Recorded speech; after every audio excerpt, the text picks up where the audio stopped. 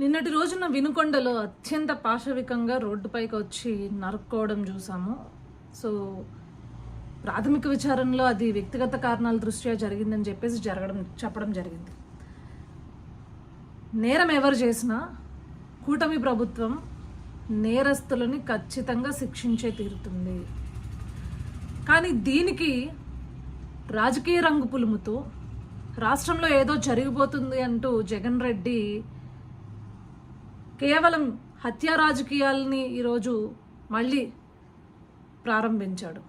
జగన్మోహన్ రెడ్డి కబడ్దార్, ఇక్కడ ఉన్నది కూటమి ప్రభుత్వం, వైఎస్ఆర్సీపీ ప్రభుత్వం కాదు. స్వయాన మీ ఎమ్మెల్సీ హత్య చేసేసి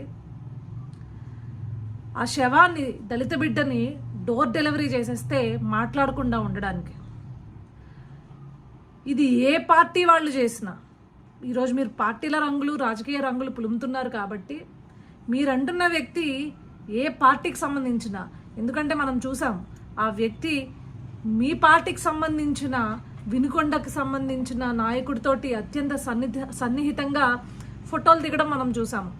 అది వైఎస్ఆర్సీపీ పార్టీకి సంబంధించిన, లేదు అంటే మీరంటున్నట్లు తెలుగుదేశం పార్టీకి సంబంధించిన, లేదు అంటే జనసేన పార్టీకి సంబంధించిన, బీజేపీ పార్టీకి సంబంధించిన, ఏ పార్టీకి సంబంధించిన వ్యక్తి అయినా సరే తప్పకుండా కఠినమైన శిక్షలు మేము విధిస్తాం. మీలాగా హత్యా రాజకీయాలని ప్రేరేపించము. రాష్ట్రంలో శాంతి భద్రతలను కాపాడే విధంగా కూటమి ప్రభుత్వం ఈరోజు ముందడుగేస్తుంది.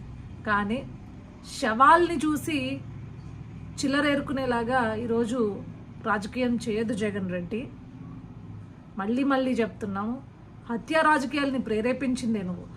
ఆ రోజు నీ నాయకుడు ఎమ్మెల్సీ అనంతబాబుని కఠినంగా శిక్షించి ఉండుంటుంటే నువ్వు ఈరోజు మాట్లాడేదానికి సరిపోయేవాడు. కానీ మళ్ళీ మేము చెప్తున్నాము, ఎవరు రాష్ట్రంలో హత్యలు చేసినా, శాంతి భద్రతలకు విఘాతం కలిగించేలా చేసినా, లేదు అంటే అక్రమాలు చేసినా, దౌర్జన్యాలు చేసినా, దోపిడీలు చేసినా ఖచ్చితంగా వాడు ఏ పార్టీ అయినా సరే పార్టీలు చూడకుండా వాళ్ళకి కఠినంగా శిక్షలు వేసే విధంగా ఈరోజు కూటమి ప్రభుత్వం ముందడుగేస్తుంది.